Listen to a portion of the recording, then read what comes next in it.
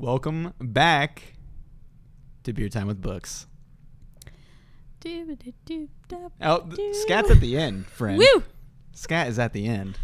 I just felt like it needed it. We are pretty pumped in the room today because this is the last episode of this season covering a specific book. Good job, guys. We did it. Thank you. This is number our 15? 7th book, 15th episode. Whew. And also, we've been doing this for about a year now. Congratulations, guys. I don't know the exact you. start date. We started a project and we stuck to it. Yeah, we really did. That actually feels really good because it is the end of the season. We really have done a whole deal here. So yeah, that's cool. We're going to be doing the second half of Northwest. Also, I feel like I need to clear the air on something regarding the music that you heard maybe 20 to 30 seconds ago. We don't really talk about the music because it just kind of is on there, Yeah. the intro for each one. It is the elephant in the room. It is the elephant in the room. So for this episode, it's quite different, and it would have already played on part 1. The rest of them are like folksy acoustic stuff, but all of the songs are supposed to be inspired by the book. We've just read a lot of folksy acoustic books. A lot of folksy acoustic books. So on this one, just the explanation of what it even is within the UK music scene. There is a hefty dance history. We're in London. They kind of talk about techno music a little bit. So that's kind of the inspiration. It's specifically jungle, using the famous Amen break. Great documentaries on YouTube about it. So that's the reason it's a little bit different. It still is thematic to the book, in my opinion. I don't know that this book would constitute necessarily a folksy intro. I don't think it needs folksy. It's very urban. It's very urban. London-y urban. So anyway, just wanted to explain never why been to this one London. is like They heart talk pounding. about like 90s hip hop a lot. They do, and they do have some specific moments when they're growing up that like Leah starts getting into the drug scene a bit more and goes to like techno raves and things like that. So anyway, quick little housekeeping on that, and She mentions Prince at one point. she does, of getting tired of him, which was No, she said that's the only thing they had left. exactly. So they were tired of it because of that. But anyway, we're not on to the book yet. That's happening. This is happening later on in the episode. We're going to be getting into some of the classic corners before we do a review next week. And we're going to talk about what we're drinking today because it's quite unique. Jamie, we'll start with you. Hi, I'm Jamie. We are drinking some homemade. Listen to that. Ooh. Ooh. Ooh. That's a some hefty. homemade Bloody Marys. Listen to all the ingredients. Listen to around. all them. the accoutrements in that Bloody Mary. Because I wanted to make them. So I don't have a beer with me. I just have water and a Bloody Mary. Nice. I'm also drinking a Bloody Mary. I brought red wine also, just for diversifying my drinking portfolio this evening. Wow. I'm drinking a beer that Brian bought. That is the Union Jack. Is that what it's called? Union Jack IPA. Topically, Union Jack IPA. I needed to go get it because, again, since this is the end of the season, needed to have a beer on Beer Time with Books. So I'm excited for the Bloody Marys, but we got a little thematic beer this time around. I'm Brian. I'm also drinking a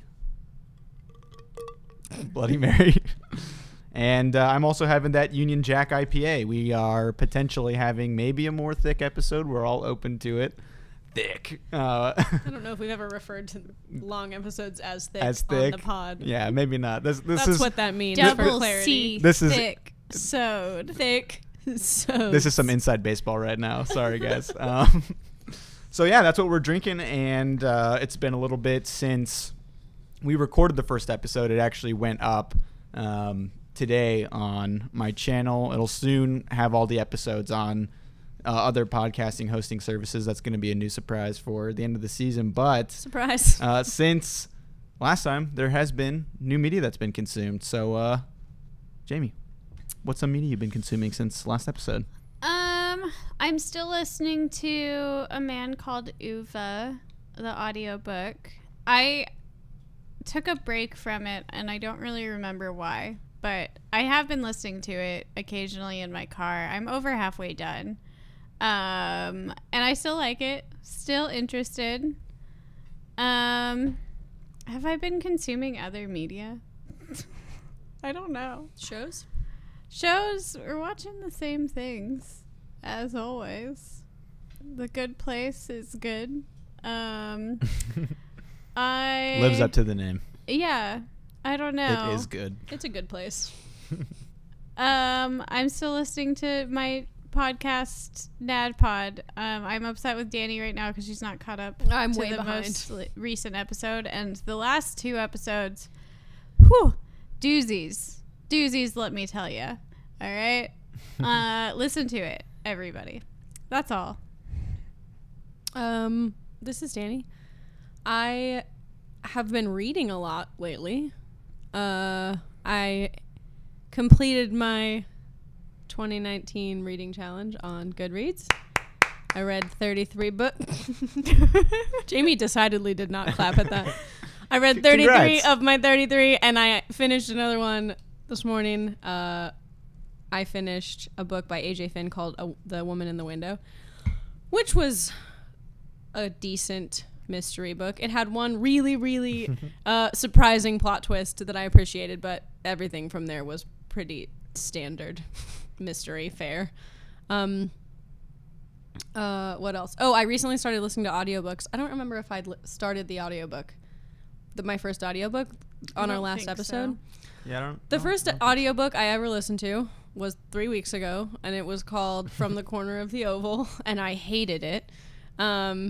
If you would like to, find me on Goodreads and read my review, so then you don't have to read the book. Link in the description, I guess. Please link to I my can- Goodreads I in can- the I description. think I can do that. You could also just go to that book on Goodreads and probably Yes. find and your look for the I most was trying to scathing plug review. the my most own self. recent review. Yeah. It was, it's marketed as a book that is, as a type of book that it is not. Anyway, I hated it. But I started another audiobook recently by Cheryl Strayed called Tiny Beautiful Things, and it's just excerpts from her Dear Sugar column. And it's a little self-helpy and chicken soup for the soul, but it's a little more modern, and I like it. I like listening to it. It feels like a podcast. Anything else? I'm still watching Shameless. I'm almost done with season 9 on Netflix, and it's still very good. I think that's all. Yeah, that's all. Nice. Speaking of audiobooks, I have also listened to an audiobook since last episode, and it was one of the better audiobooks I've ever listened to. This is Brian, by the way. This was the Ben Folds autobiography, and it was another example that I'm pretty sure I've talked about on the pod before of good production value within the audiobook, where it's not just the narrator narrating the story. There's actual just extra pieces of flair here and there. And in this instance, Ben Folds, for people that don't know, singer-songwriter, used to be in Ben Folds 5 back in the 90s. Sometimes if he's talking about a song, he'll be playing along a little bit and kind of have that in the background while he's talking about it. Or if he'll say just like the word bass, there'll just be a nice thump of an electric bass.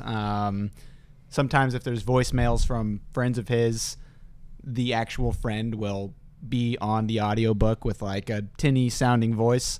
And I enjoyed it a lot. It was really good. Ben Folds was the narrator, which I don't know if I've yet listened to an audiobook that is an autobiography that has the author speaking. I know there are other examples. I know that, Tina Fey does hers.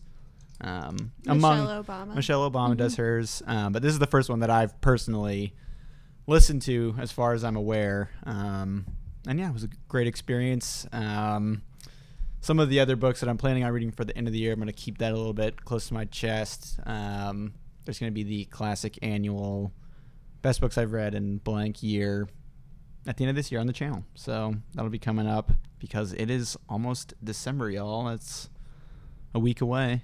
So it's pretty exciting. And then to continue a little bit of the conversation from last week, I talked about a different video game I was playing, Outer Worlds, and talking about like video games as a storytelling mechanism. So since then, I've started playing another game called Death Stranding, which both of you guys have seen me play. It does dive into the weird side a bit. The way I've explained it to some people is like a surrealistic sci-fi horror game that a lot of people online say it's not very fun, but is compelling as far as the story goes. And that was a common thing with reviews that had gone on with this video game, of people being like, it wasn't fun, but it was a fantastic game. So then I started diving into think pieces of like, well, video games as a medium is still fairly young, and there's a lot of time that books have had to refine how that medium is used to tell stories. So maybe video games are still finding their footing, whereas like movies are dramas fun. And this is something I talked to Jimmy about. Are dramas fun? You still are getting question, because I think that if you enjoy a story, then you had fun. Like the but definition it's fun, of fun, but fun in the context of video games is essentially what like a lot of the conversation was surrounding, of like action in your face. You got to be pressing buttons, like well, you big need to reactions. use a different word, because fun just means enjoyable. If you're enjoying it, then it is fun. Yeah, well, I just think that the conversations surrounding it are interesting, and I'm really enjoying the game so far. Regardless, I think the narrative is really cool. It's nice that you don't like have another shooter or whatever. So I think it is kind of interesting, and anybody that is curious about what a lot of people are saying is taking video games into a new territory, it's definitely worth checking out. So yeah, I guess that's been about it. So I have a clarification. Oh, go for it. I didn't hate the book that I read because it was an audio. Like, I didn't hate that I was listening to it. I didn't hate it because of what I Do you know what I'm understood saying? that. Yeah. Yeah. It's not Good. because it was an audiobook. It's just 'cause the because it book was a bad sucks. book. I should have led with that. It's a bad book. It was a bad book, yeah. Was the production good? What does that even mean? I don't know, like good audio She quality. literally Was just the read the narrator book. good? All right. It so- was her. Yeah. It was the author. Okay. And she was annoying. But also, like, So- she's so maybe not. well, but that's the thing. It wouldn't have been less annoying had it been somebody else. Yeah. Because She's annoying. she's annoying as a person. I will just say, as a slight pushback on that, sometimes books that I've thought to be bad, I've still enjoyed for audiobooks because the narrator made it particularly enjoyable. Yes. So that's part of why I'm asking She about did the not. production of it, because on Audible, they have different categories that even go beyond, like, was the book itself good? It was like, I think maybe it is says specifically narrator. production. Yeah, narrator, and looks at other factors because obviously it's, there are different ways of telling the story. So I don't know. That makes sense though. Yeah, I mean, I've just been thinking about it a lot because I've never listened to an audiobook before, and I don't enjoy it as much as I do reading physical books. But based on this last 1.5 experience, listening to audiobooks, but I just wanted to clarify Yeah, fair enough. that it was not a good book. Oh yeah, last housekeeping thing. I guess I forgot to do it earlier. I'll see if I can get this down in the description. There is a giveaway happening in the next episode. Let's go. So the rules are basically going to be whenever the next episode drops, we'll try to say the rules at the very beginning of it. And essentially what's going to happen here Don't is... skip. Skippers. Skippers. Essentially what's going to happen here is we're going to give away any of the books that we've read on this podcast. We're going to give 2 books away total, but it can be from the 7 that we've read. So that'll be 1 book for 2 people, I guess. Was that is that clear, I guess? No. One book per person. They have to share a book, the 2 people. There'll be 1 book 2 going books to one for person, 2 people. 1 book going There to another it is. person. So essentially how we're going to do it, it's beer time with books. The rules are pretty simple. When the episode drops, we'll either say at the time to email the YouTube Gmail that's associated with the YouTube account that is hosting these episodes currently, Brian's Book Bastion, or comment on the video itself. We haven't decided yet. We haven't decided yet, but this is beer time with books, so the rules are name a beer that we drank.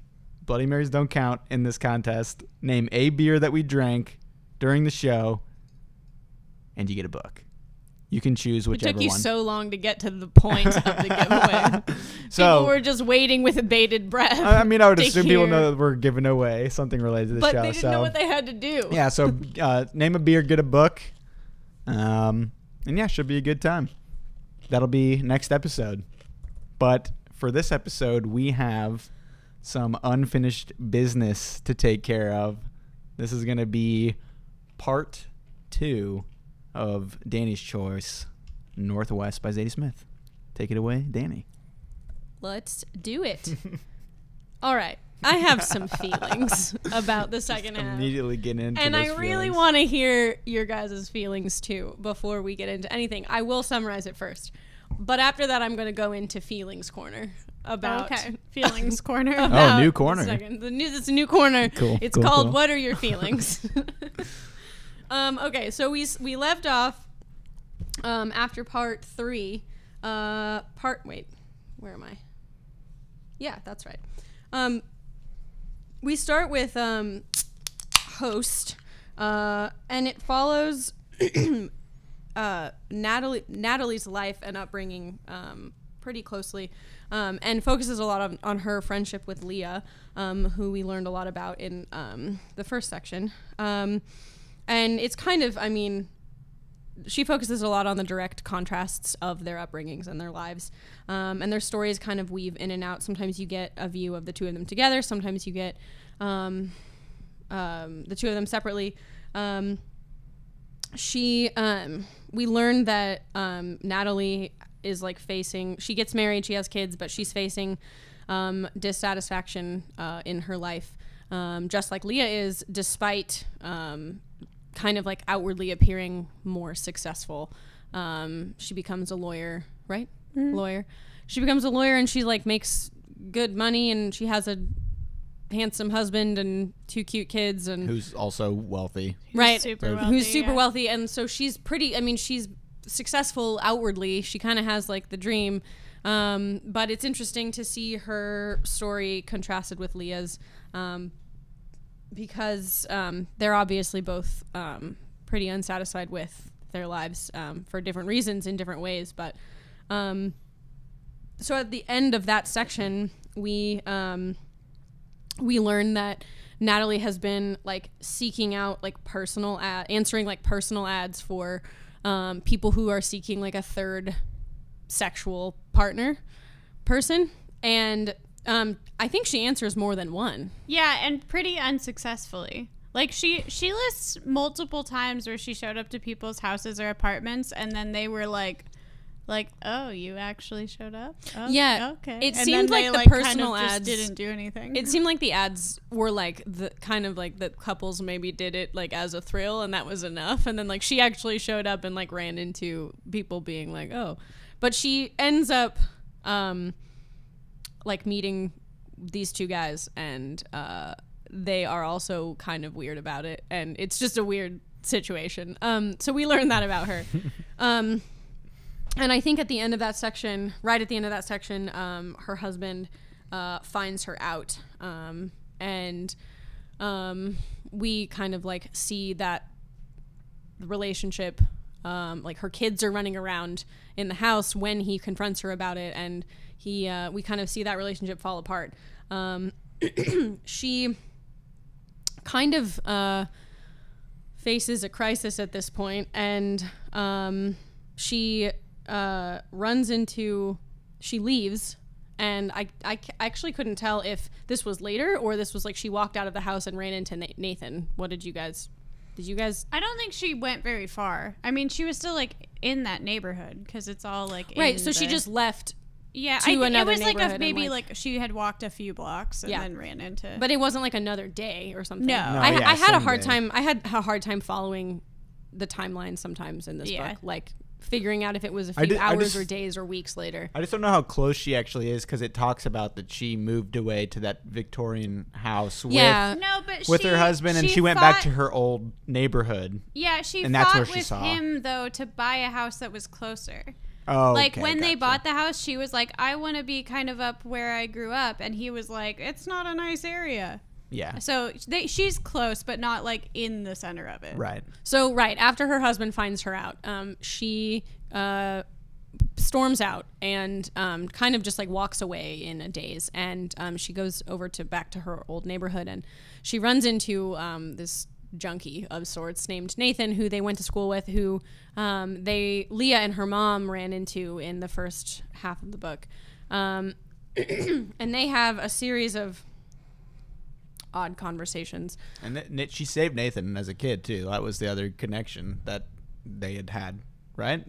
I thought that was the implication that Nathan was the boy that they saved.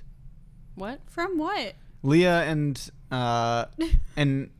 Keisha bonded as children over a shared experience of saving a kid From what? from drowning. I'm pretty sure it was at like a pool. Was that in Leah's section? I think it was in. I thought it was in both, but I don't know. We can dive into that later. But I thought that was the implication, is that they saved no Nathan. recollection of Yeah, I that. don't remember that. Do you recall the part though that they was saying they bonded over the shared like traumatic experience Vaguely. of saving somebody? They brought it up multiple times. Vaguely. Yeah, to me, I thought that was them saving Nathan. But anyway, we can move on. It from probably that. was. I don't remember that. Yeah, we can move on from that. This is why I have two other people reading the book with me. So we get to a point where they're like out on the streets, and Nathan convinces Natalie not to throw herself off a bridge. Does he? She decides. She decides not to. I don't know that Nathan convinces her. I don't know. I think him being there was. I thought that he kind of. All right, I'll rephrase that. She wanted to, and then she decided not to, and he was there telling her not to. I think he was a factor personally. I think he was a factor. But I feel like convinces is too strong of a for what happened. I just read a review that summarized it in that way and used the word okay. convince. So it wasn't necessarily my word, but well, I disagree. that's fine. I'll email that reviewer. Email the reviewer. I don't think that he didn't like beg and plead, but he was there.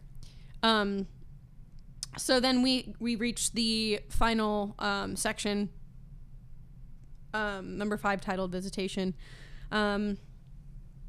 Natalie visits Leah and Michelle.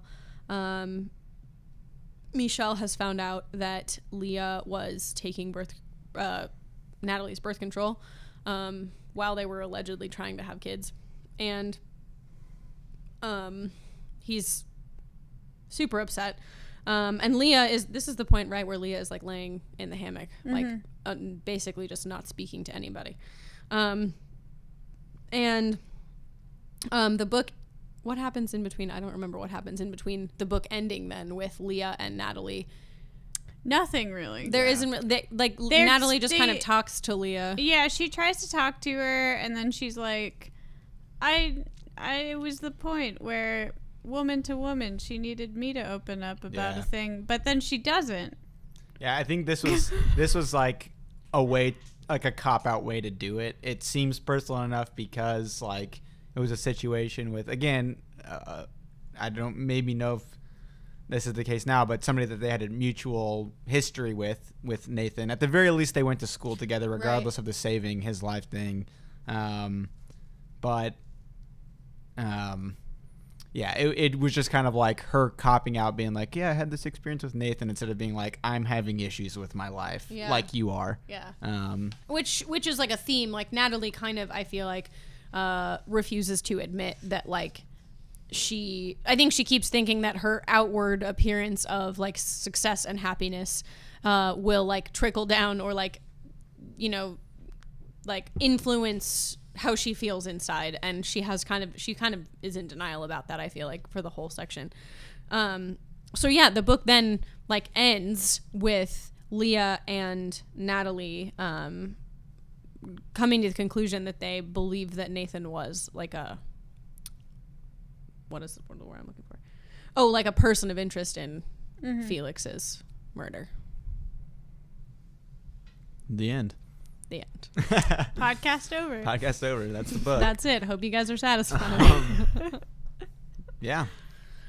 Quite a packed back half. Yeah, feelings corner. Let's hear it, guys. I want to know your feelings. In which category? Just overall second half over the book. How do you feel? Second half compared to the first half. We'll talk about structure in a minute. But just general feelings. The most general feeling I have off the bat is that I enjoyed this book way more than I was expecting to. It's still kind of early because this was finished within the last like 24 hours or so for me. But this might be one of my favorite books we've read on the pod so far. I don't know if it is my favorite necessarily, but I'd say that it's probably in the top 3. I'd have to think back on it. But I enjoyed it a lot. As far as the second half and how it compared to the first, I think it just helped me appreciate the book more because I thought, according to how it had kind of been laid out initially, that it would be kind of a equal split among the 4 characters that were mentioned on the back. And I liked that it wasn't equal because I liked how that affected our perception of some of the other characters that had been focused on. And I liked that it did ensure that the narrative stayed with Leah and Natalie, even with them having interactions with Nathan in between, of him being supposedly one of the main characters of the book. I'd argue that he kind of wasn't because his section was so minimal on his life. And so the fact that it really stayed with those two and their story, and then had those other characters influence their story in significant ways, I thought that was a lot better than what I was thinking going into it, just being like, oh, we're just going to get 4 different lives and it's going to give us a nice whole view of the city and the different like socioeconomic levels of the city. And while we got that, it was done in a way better way than I was expecting. So I enjoyed it a lot. I thought that was a really good book. I also really enjoyed it. I don't know. Second half versus first half. I started the second half like a while ago, like a few weeks ago. And I read like 15 pages or so and then put it down and didn't pick it back up because I was kind of turned off by the first part of the second half. Those first 15 pages of the second half really did not intrigue me, which is the start of Natalie's section. And then when I finally picked it back up to read the rest of it, I think that I realized that I really enjoyed the second half after I got into it. But Zadie Smith, I think, in this book was really good at creating different voices for the different characters.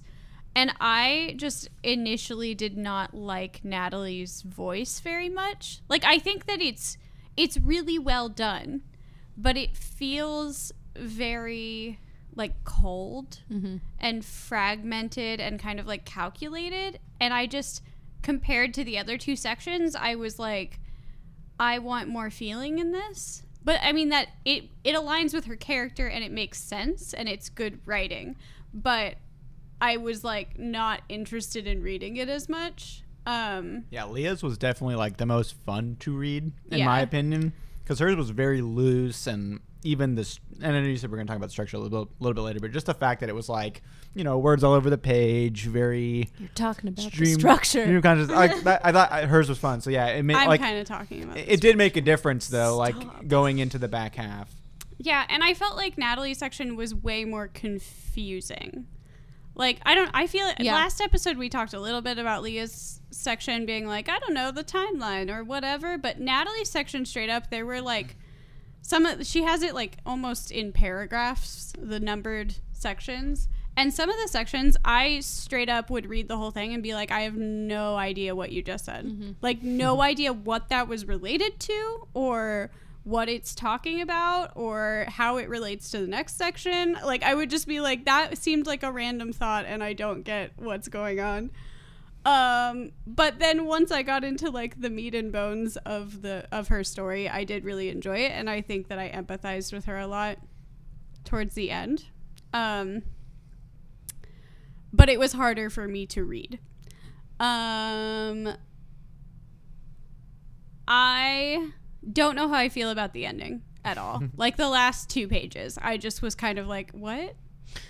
So I'm going to bring up my comment about the ending. Are you done with feelings, Corner? That's feelings, All right. yeah. Oh, wait, I have to, my initial feelings. All right. So I was actually pretty Buckle up. I was the roast begins. Strap in, everyone. No, I didn't dislike it, and Brian thinks this is a roast, but I don't think so. I said earlier that honestly, I didn't really find the second half nearly as memorable as the first half. I don't think that's what I said. I actually said I didn't find anything memorable about the second half. That's maybe because I finished it over a week ago, maybe 2 weeks ago. But also I feel like even like brushing up in the last few days, like I don't know. I think partially it was because it was a little hard for me to follow. As we have learned from Vineland structure and things making fucking sense make it are like Violent returns, baby. Here it are is like again. they're very, very, very important to me and how much I enjoy a book regardless of the content. I like how Violent has just become a like new measurement of like the bad book on the pod. From Vineland As we to learn. a 10. How did you feel about it? On a scale from Vineland to 10. No, that was Disagree more with that scale. That was more my my personal feelings about Vineland, not the pod's feelings about Vineland. That was also my personal feeling. Yes, but aggregate score, because I am in the aggregation. Brian brings up the average more than what it would be if it were just me and Jamie. Anyway, I agree with Jamie. I got into it when I kind of got past the first few pages. But I was a little disappointed in the weight she gave to each character because partially because I like when I read the Wikipedia, just like the Wikipedia summary, or any summary even, it's very insistent that like this is a story about 4 characters and it follows 4 characters. And so I was straight up like just waiting for, all right, part 3 is going to be Nathan. I don't know. I just was, I was very much expecting a much more even division. And like if you had given me this book and like I hadn't read any of the summaries, I probably would have called Nathan just like a very small supporting character, which like maybe is true and also he's important, but I don't know. That also took some getting used to just because that totally wasn't what I was expecting. But I did really enjoy the like kind of direct contrast of Leah's and Natalie's lives, and how I think like she did it in kind of a subtle way at times, and I appreciated that Zadie Smith was really like really just pointed out the obvious, like you know, like Natalie had all of the things. She had the dream and she was still just as unsatisfied and in crisis as Leah was. I had another thing that I was going to say. Yeah, I don't know. What did you guys feel about the structure of the second half? maybe we should. I'll just tell you what it is. She essentially like numbers it, like they're not even chapters; they're just numbered paragraphs, and the headers like that go along with each number are just like main ideas from each paragraph, essentially. Sometimes they don't relate at all, and sometimes they are like direct quotes. They reminded me of like snapshots of like, it was like an act, like if she had just taken whatever 150 pictures and named each of them and then was like telling a verbal story about each picture. But I also agree with Jamie in that like occasionally I would get to one of the paragraphs and I would just be like, I don't know where we are in this timeline. I don't know like how it relates to the previous one. I don't know where it's going. Like, so parts of the second half were frustrating for me in that way. Yeah, I don't know if this is just like the way my brain works, and maybe this is bad because I think that I've also done this with like Vonnegut novels in the past where he has chapters that are named. I was going to say the same thing. This would remind me a lot of Cat's Cradle. Yes, but my brain does a thing where I ignore the chapter title or the section title. Like, I just go from the paragraph to the next paragraph, and I'll read the whole thing and be like, that didn't make any sense. And then I'll look back at the title and be like, oh, and that it's a big setup like for the joke or something. Yeah, like that puts that in context for me. So I did that a few times. There were a lot of times where I would read the thing and be like, what is going on? And then I'd read the title and be like, oh, okay. I didn't love that in this context. It felt very fragmentary, and I don't know. I don't know if I liked it or not. I think that it works in parts of the chapter, and then parts of it just was confusing to me. So maybe I don't know how I feel. I can appreciate Zadie Smith's like experimental like the experimental way she writes. Like I think more people should try writing in different ways like this. Like I think just overall we should maybe like writing should be more visual than it is. Like I feel like they're just words on a page, and I feel like they can be much more illustrative. And I liked the way that even in Leah's section, I feel like some of the words were tiny when she was speaking softly, or maybe I made that up, but I don't know. I feel like they were just smaller in general when there was speech. Different. Similar to Nathan's Nathan's section, but without the dash lines. Yeah. Because in Leah's sections there were the dashes, and in Nathan's there weren't. See, and I appreciate that. We're having a conversation. I just don't know. I appreciate the like attempt at kind of experimental writing in that way, and I think that it was effective in some places, but I think it was confusing in other places. Sorry, Brian. I think I liked it in a way that it helped give the personality of each subject matter quite a bit in the way it was written.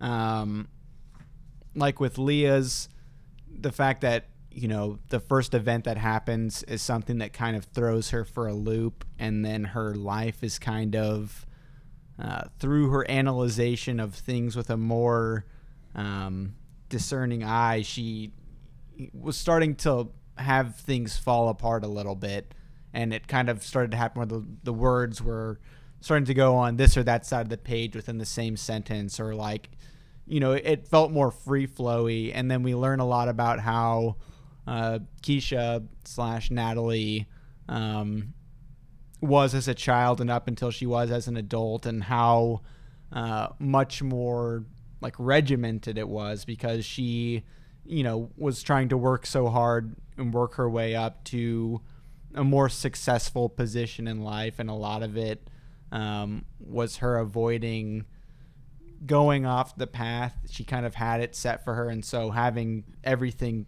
fall in this numbered list the whole way through kind of helped, you know, signify that a little bit. And I liked the way it was done, where, you know, it allowed, within these shorter sections, allowed enough of a time jump to cover as much ground as it did, because I think there was so much that needed to be revealed about Leah from their time as childhood friends, because in her section it was kind of a more limited time frame. It was really from that initial incident where she had, you know, essentially gotten robbed in her own home to some degree, up into the point where, you know, we start branching off into everybody else's narratives, but it's all in a pretty short time frame. And with Natalie's, we're going from all the way back in their childhood to now, and instead of having it be such a linear thing, I think it was helpful to have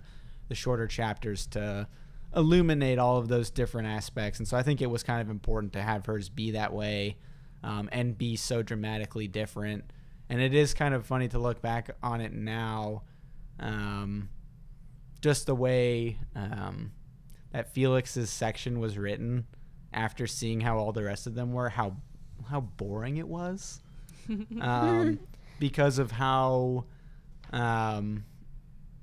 he is important, you know, I'll say that, but like how inconsequential the rest of it was. It was just kind of a build up to the incident with Nathan, and Yeah, it was I do important think for it's other reasons, but like it was so boring and it was so short of a time frame that, like, just to see it written the way that it was for the purpose it served and the greater story, it's just kind of funny to show that she just didn't like put this narrative flair on it. As we talked about last episode, it's a very linear chapter. It's taking place over the course of like a day or two, whereas the rest of them are kind of getting into all these other reasons as to why they branch off. So I think that style was also interesting to look back on now.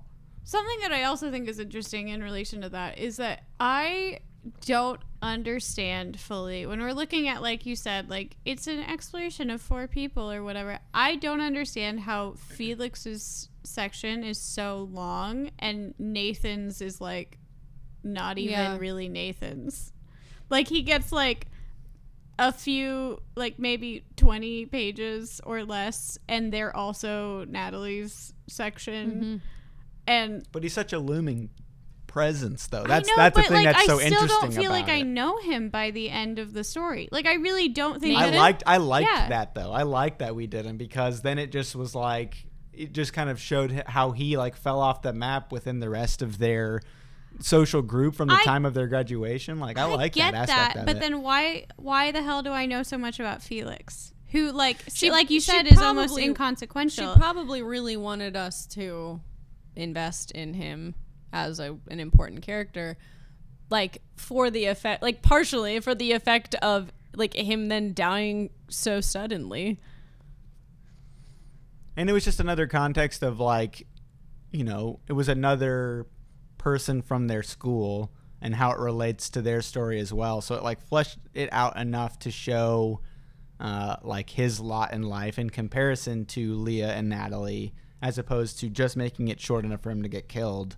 We get into like, you know, the money that he's spending for a car, that like what's available to him. Like it's a lot of that to kind of personalize that. But I think that just like as a reader, it feels like I was led up to expect something bigger from that, and then he died. He got murdered. But no, like even last episode we talked about, after we already know he died, we talked about like, oh, maybe Grace will come up again, or like his dad or somebody else. Like there's so many people in that story. The woman in the apartment whose name I don't remember, that I feel like I would have wanted to see them connect more, rather than just it being the murder incident with Nathan, who I know little to nothing about. Like, I don't know. I know. I didn't appreciate that Nathan is like feels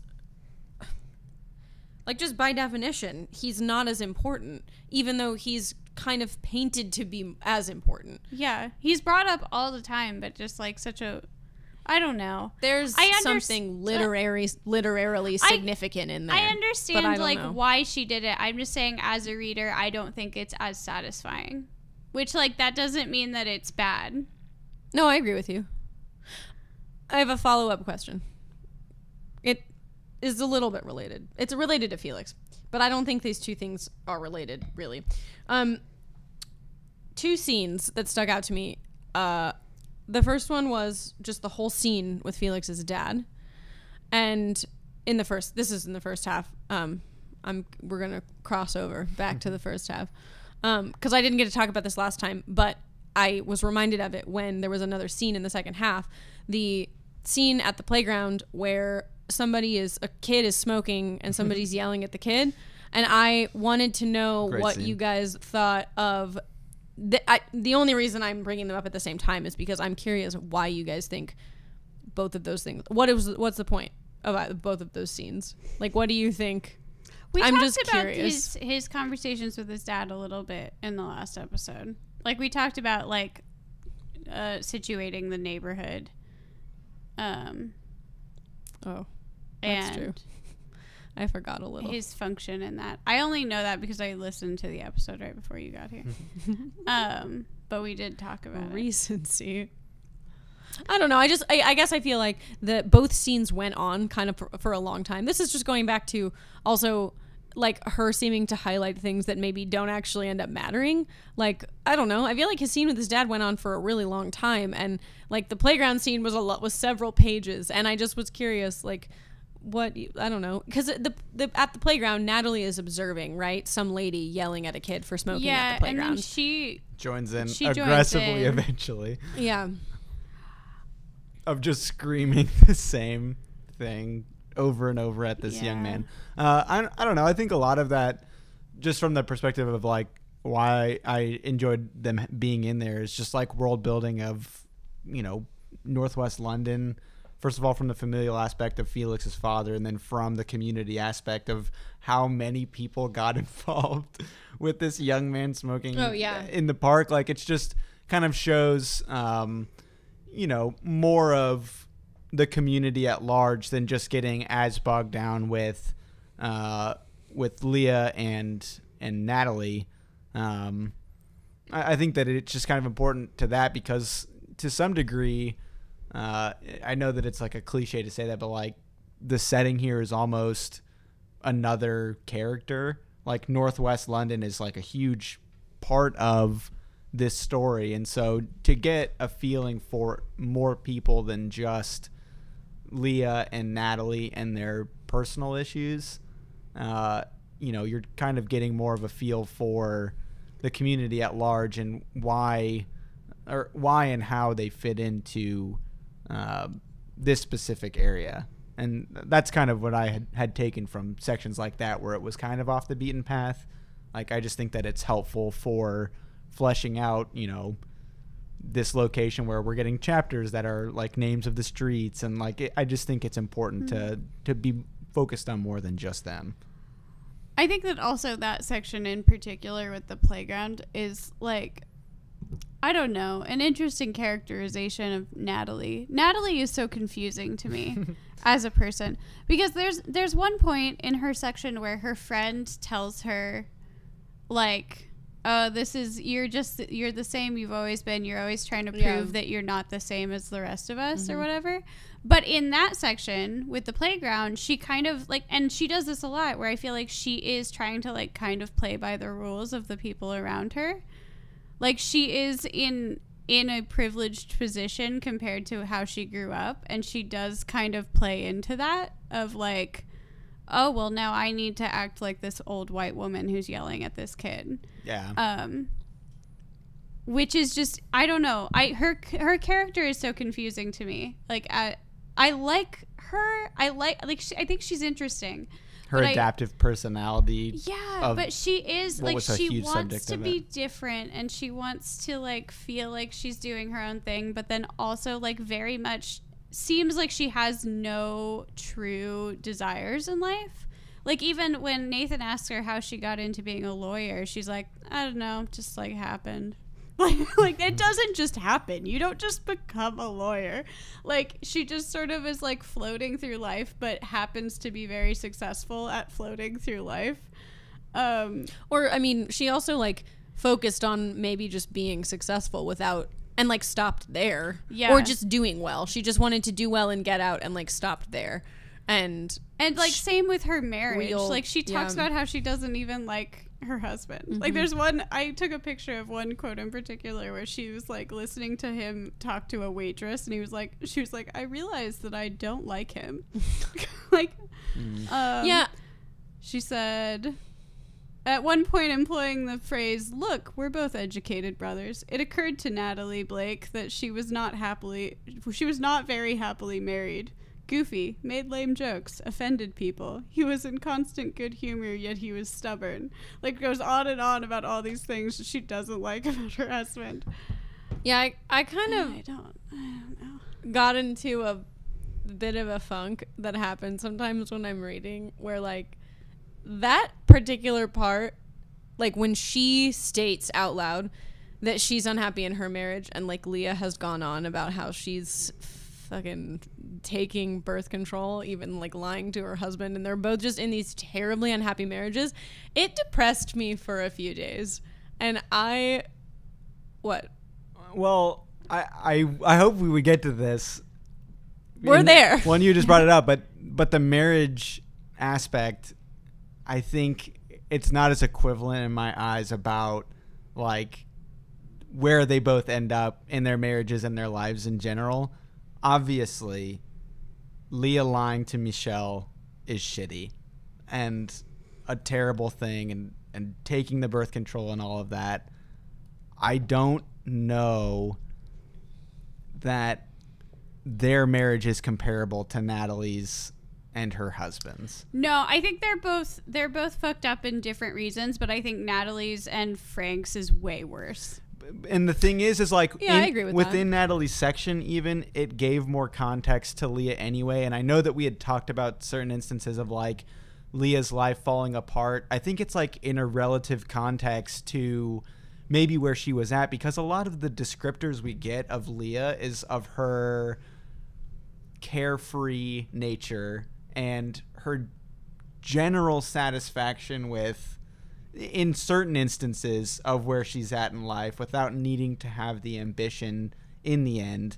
A lot of these doubts, I think, maybe get exacerbated, like her comparing herself to Natalie or whatever, by the initial event that happens at the beginning that starts the whole book, because that was a very consequential thing. But what I gathered after Natalie's section is that, again, looking past the birth control thing, and it almost seemed like it was helpful to get that out in the open with Leah and Michelle, and that there was a way forward for their marriage, whereas with Natalie and Frank's there presumably is not. That's interesting. I think that like Leah's seems to be way more of a positive character to me at the end, despite like it all culminating in Natalie needing to go over to like mitigate whatever conversations had gone on. I had a totally different look at Leah at the end, and I don't think that I can say it's comparable, that like both of their lives were going to shit, both of their marriages were going to shit. I think Natalie was on such a weird life path that like is kind of crumbling beneath her, and I think that there is a way forward for Leah. But that was just my personal take upon getting to the end. I think Natalie's was so illuminating to me. I think that overall, like, even in the first half, like Leah and Michelle, I felt like they loved each other. Yeah. Like Leah definitely would talk about all the time, like how much she loved being with him. And they had like fights, and she lied to him. But I agree that I think there's more hope for them. I do think that it's maybe problematic that it's only focused on the birth control at the end and not the secret abortion that she had, because that, I think that would be more hurtful to Michelle than the birth control, that there was like a possibility and she did that to her body without like mentioning it ever. But I don't know that he has any reason to ever find out about that. Like there's no like physical proof maybe. But Natalie even when she describes like first dating Frank, she's like, I don't know, I wasn't really interested in him. Like, he just was there. And they, like, she talks like kind of like they're like seemed like something that pulled them together, but she doesn't put it in like very romantic terms. Yeah. Like, it's just kind of like he kept being around and like there maybe seemed like there was something. Mm-hmm. And then they got married and had 2 children, and she also maybe seems like she hates her children. Yeah. And with Leah's, from Natalie's perspective, it was like a total opposite experience where, like, I can't necessarily remember if like it got into that much of Leah and Michelle's relationship beginnings. Yeah, but it did. But from Natalie's perspective, it was definitely fleshed out a lot more. And from Natalie's perspective, and upon hearing it from like a third party perspective of like where we're not in Leah's head the whole time, where it's going off in 1,000 different directions, it seemed to be more of a natural relationship and something that started on a better foundation, and then that they actually loved each other, obviously had the physical attraction really to each other. Quick. It was Their quick, marriage but was really quick, and she, like, Leah notes in the first section that they only became friends after they got married. Right. They had all that list of the things they Yeah. did before this or that, but still, like, even throughout all of that, there was like the inherent attraction, and also just the goodwill that they seemed to have toward each other, as opposed to, as you mentioned, like with Natalie just being like, yeah, he's just kind of there, he kept showing up. It almost felt like they were competitive with each other. Like, Yeah. it wasn't for sure. It wasn't. Neither of them seemed smitten ever. It was just kind of like, you are also successful. Let's be successful together. Like, yeah, like, I don't know. It's really sad. Yeah. That's what I was gonna say also, is that like reading especially about Natalie's descriptions of her marriage and like her family, I was just, for like a few days, I like didn't want to come back to the book for a little while, because I was like, it was just so sad and so depressing to like she felt stuck, and she already had kids, and she was just like, I fucking hate my life, and I just don't feel like, I don't know. It was rough for me to read that, and just and I don't know. And also, I guess, I don't know, I was comparing like their marriages in my head the whole time, but I mean, there were shitty parts of Leah's marriage at this, like, you know, for different reasons. And that was also just super depressing and disappointing to me, that like all she needed to do was just out and say, hey, let's talk about this baby thing. And she just continued to not, and she just continued to lie to him. And I don't know, it just was like there was a lot of like unfortunate bummer buildup on both sides, and it was a little much for me at times. Like, not to the point where I wanted to like stop reading completely, but it was just really heavy at times, and it really got to me. Like, it kind of got under my skin. Yeah, I don't know, I wanted to bring that up. I want to talk about the ending really fast, just because. What a ride. Just because it was a ride, and also Jamie already mentioned a little bit, but also because I was reading earlier an article from around when the book came out, and Maureen Corrigan on Fresh Air in 2012, she like had a segment where she essentially was talking about like whether Northwest was worth the wait. And she gives it a mostly like positive review, like for the first like 3/4 of she said she enjoyed it, and she but then she gets to the end and she's like essentially like the last, like everything like went to shit in the last like 7 very short chapters, and she was really disappointed, and was just like she said she hopes that Zadie Smith at some point gets the opportunity to do what Dickens did and rewrite the end of the book, which I thought was pretty scathing. But I wondered, I don't know, I wonder what you guys thought. I didn't particularly enjoy it. I think it was way too it was way too abrupt. And also, I don't know, I just thought it was unsatisfying. Yeah, my initial reaction, I would like to say I finished the book today.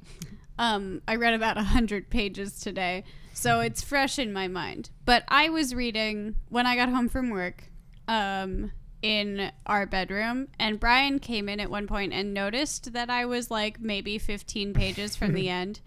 And he said something along the lines of like, Doozy. a doozy coming up.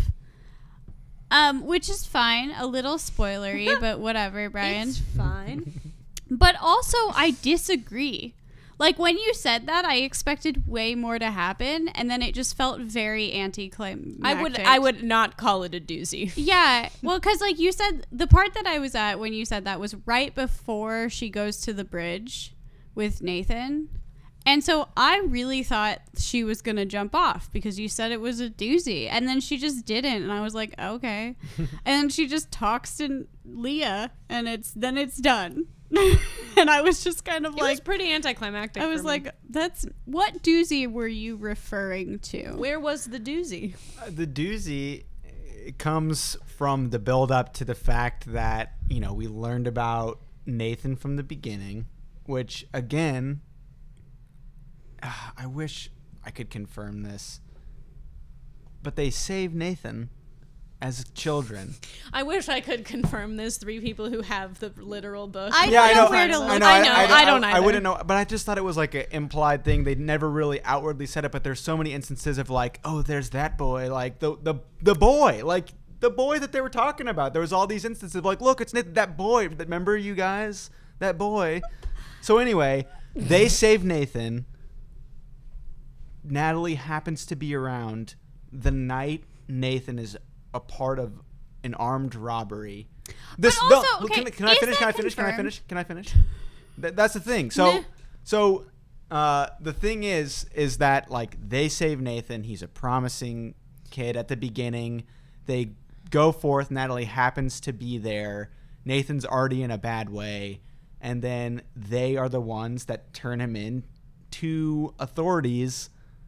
And again, it's not confirmed, but he's going to be a person of interest. He already has issues anyway that they're going to be looking into as far as his drug peddling or even just possession in general, his, you know, obvious propensity for crime. Like, it was just to have that arc of them saving him and then destroying him, of regardless of whether or not it was true, like from beginning to end. Like, that felt like a doozy to me, that like they were so influential in Nathan's life in 2 directions. And even just the fact that it ended up that Nathan allegedly was the one that killed Felix anyway. Like, that's a doozy. He killed somebody. The killing Felix was the doozy, but they didn't save Nathan. It was Leah who was saved. Oh, okay. But I don't know by whom. I'm literally looking it up right now. See, that's the thing. My brain, like, and apparently this is not true, what you just said, but my response to that was going to be, I don't think that was built up well enough for that to be the point, because I literally didn't remember what you were talking about. Yeah, well, regardless, just to him murdering anyway, like, that's huge. And the fact that he was promising. Is there any proof that is even true? Because I don't know. got to that last page and it didn't feel like a doozy, because I was like, what? Like, where is the evidence that is, like, because Natalie claims that she's like putting the pieces together in her mind and something felt off, but then they don't explain to me what the pieces were. I mean, because like, it was already like there was implications of when they were like the lights coming through, Nathan was avoiding the cops. Yeah, I don't know. It just felt too like he was just walking down the street. It felt too incidental to me. Yeah. I don't know. I just like, I don't know. I was just like, is it? Did he do it? Maybe he did. But also, I still want to know more about Nathan. I don't feel like I know enough about him to even feel like, oh no, it was Nathan? Like, I'm just like, okay, this weird dude who they mentioned 87 times, but I know next to nothing about him. Like, that's my brain. I'm just like, okay, I guess it was Nathan.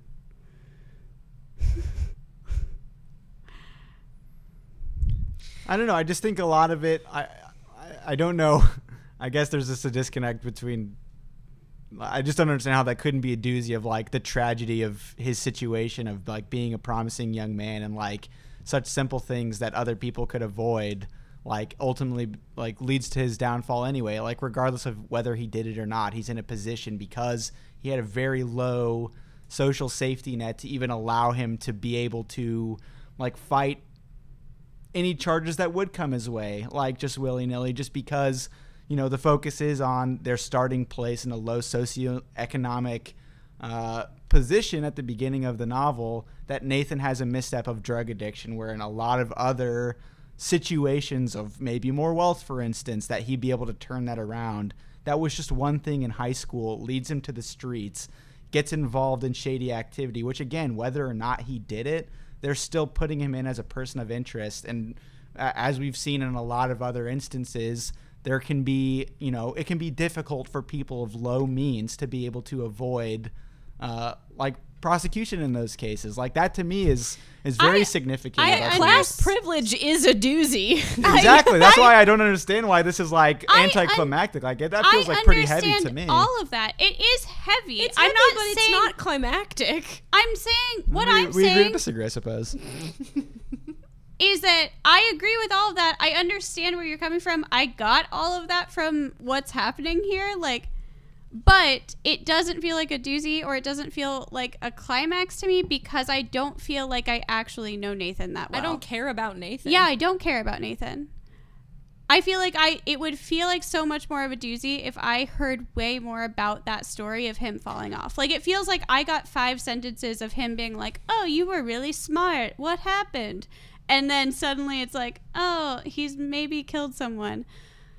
Yeah, was that the point? Why is the focus so hard on Felix and not Nathan? Why is it so disproportionate in the like inversely proportional to how important they're supposed to be in the story?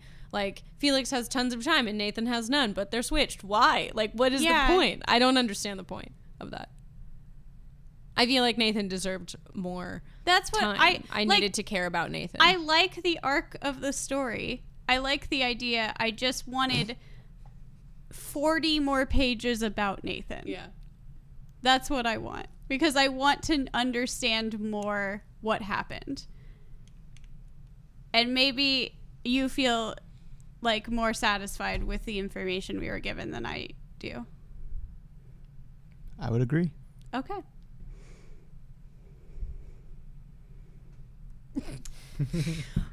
All right. It's heated in here right now. It's a little tense. I mean, well, I just don't think that, you know, from... I'm not saying you're wrong. No, I'm not saying you guys are wrong either. I just am saying, like, at this point of, like, going back and forth, like, it does come down to just, like, fundamental satisfaction of, like, the details we were given. Yeah, so, I was just making sure that we understood each other. We do. I'm not saying you're wrong and you're not saying I'm wrong. I just don't, like... We couldn't go down either avenue because we both just have like fundamental disagreements on the information we were given. I thought it was quite a doozy of an ending, and you didn't, and that's okay. Is it? Yeah, it certainly is. Is it fine? It certainly is. I like the book a lot. I really enjoyed the book. Top 3 maybe is pushing it. I don't know. Do we want to go to final thoughts just to let's give everybody their piece? Let's do final thoughts. You want to start? Sure, I can start. My final thoughts are, I really enjoyed the book. There were a lot of moments that I really, like, it felt like a page turner. I wanted to know what was happening with a lot of different people. I was disappointed in the ending, and I would like to know more about Nathan. Justice for Nathan. Those are my overall thoughts. I did really enjoy it. I thought that the style was interesting. There were a lot of, the characters were really well developed, other than Nathan. Let's talk more about Nathan. If I hear Nathan and underdeveloped in the same sentence again, German flask. Those are my final thoughts. I was disappointed disappointed in the ending. Oh my god. But I generally enjoyed it. 4 out of 5 stars.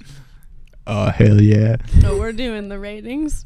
I guess the precedence has been set. I just wanted Brian to feel like I liked it. You don't have to judge. You seem so I'm angry. I'm not. No, I'm trying to not say anything because I'm Listeners, letting he you know is that I'm. on the table. I am not- He is screaming. I'm not angry. I'm just. I You Screaming. literally were screaming during my final thoughts. Brian! God damn. Final thoughts, Danny. I enjoyed it. I did not really enjoy it. I was gonna give it 4 stars. The second half brought it down a star for me. So 3 stars? So I started out after the first half. I was on a 4-star track, and then the second. Why are you laughing? It was not a classic 4-star trajectory. I mean, I was. It We was took a 4-star. It slight was detour 4-star down to material. 3s. Again, if I would Goodreads say- would have frickin' half Halves. reviews, justice for half reviews on Goodreads. They I have was half at aggregates. a 5-star review the first half. I really liked the first half. Yeah, I mean, I was going through at the end of the first half, I was on a 4-star trajectory, and then the second half really didn't do it for me and brought it down a star. I enjoyed the structure overall. I think sometimes it got in the way of the content. But yeah, I don't know. I generally liked it. I just think, like, I definitely know that I'm against the grain just from looking at, like, the other reviews on Goodreads, obviously from, like, talking to you guys as well. I honestly think that it was really well crafted. I thought the structure added a lot to the story more than 5 it out of 5 subtracted. stars? I think Are it you is for fiving? me. I really think that it was. You fiving? I really think that it was. I enjoyed a lot of the other aspects of it, of, just a story of modernity. Like, it's just nice to Tell us more about the, modern era. age, baby. Modernity. Modernity. Did Well- you get that from me? I said that earlier. So, just there were so many aspects of it that were more relatable than a lot of other. I just feel like there's a lot of untrod ground for stories like this about, like, anxiety in this particular period of time, because a lot of it, they started getting into side issues within their own personal satisfaction with their lives regarding technology, and how a lot of that access ended up, like in Natalie's case, blowing up her entire life, and other pieces of anxiety as far as, like, the assimilation and globalization of all of the different cultures in the world, because obviously this played a big factor as well, as far as these various characters had immigrant families into Northwest London. It wasn't a homogenous culture that was involved here, and yet they're all assimilating into a similar cultural structure, and something that we're still dealing with today, of, like, how do you find your place in a modern era where we have access to information regarding everything, and how do you balance that with the culture that has traditionally been a huge part of all of these families across the globe. And so I thought that was a very interesting take of, like, seeing those cultures come together, like with Felix's father talking about their history, or them getting into, just anybody's family backgrounds. I just thought a lot of that was really powerful, and I just think that the characters were really compelling. I liked the ability of us to get different perspectives of each of the characters in each individual section. I thought they crossed over quite well, and I liked that Leah got to have her section first, and we got into her mind and really got almost a more updated view of her character, more so in Natalie's section than in Leah's section herself. So I don't know. Overall, I just thought it was really amazing, and I'm really happy we read this for the last one. I'm also happy to have read it. Yes. 4 out of 5 stars. 5 out of 5 stars. Can we not end it on my 3 out of 5 stars? For her own choice. Listen, sometimes that happens. Sometimes it does happen. It often happens in my own reading all the time, actually. I read a lot of 3 out of 5 star books. You do. So anyway, this is this I did read a lot of books. this did end up being a little bit more of a thick episode. This was a thick sode, guys. Got some nice tense moments for the final episode.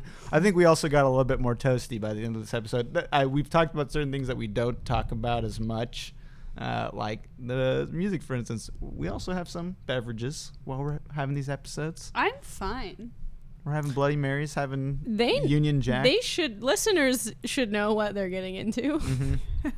You guys should. I'm one bloody, one beer deep, friends. We give you the what we're drinking section first, so you can have the same drinks while you listen Pause the content. Make a Bloody Mary to the right now. to the episode. Find that Union Jack Purchase all your IPA. accoutrements. Drink every time Brian says the modern era. Modern age. Modern age. Modernity. Modernity. So yeah, that was the I guess final episode of the season. I think the next one. We can do a bonus sode. Well, the next one is the Is the bonus season finale sode. Yeah, we'll technically, do a but it can bonus be sode. like a transitional. A wrap up. Yeah, wrap up and also transition. Well, I don't know. We'll get into it. We should hopefully record the episode soon. Rating of all the books. Oh, yeah, we're getting rating of all the beers. We're going to go deep on the ratings, friends. I've actually found some streamlined stuff I want to get into, so we're not needing to like go down a whole list and Have you been planning without Grammy us? style of like the nominees of best beer. Best Union supporting Blood Orange, Derpatown, Tank 7. Weed. Weed beer. Oh, the weed beer. Andrew. The weed beer. So anyway, we'll have a bit of a nostalgic episode next time. And guys, congrats on a whole freaking season. A whole freaking year. A whole freaking year. Thanks, guys. This That's is good times. dope. Thanks for listening. Yeah, thanks to whoever out there is listening. All of our listeners. All of our devoted fans. All We're going to have merch next season. few of you. Hopefully, I want to make a tote by bag. the time anybody has gotten to this episode, Pins. hopefully, by the time anybody got to this episode, this podcast is on real podcast streaming services. That's my goal. It's going to happen. With millions of subscribers. I'm not going that far. I just want it to be on the platform. Billions. That's Speaking my, of, this is sponsored by MeUndies. yeah, we're gonna, Also Quip. this is probably illegal. Sorry. As we've done every episode. Bleep. Not spawn. Sponsored by. Hashtag not spawn. So yeah, any quick final thoughts on the season? On the season? Yeah. No, No, I'm just- saving them for I'm the just next kidding. pod. We can do that next time. Good job, guys. 7 books in, 7 books out.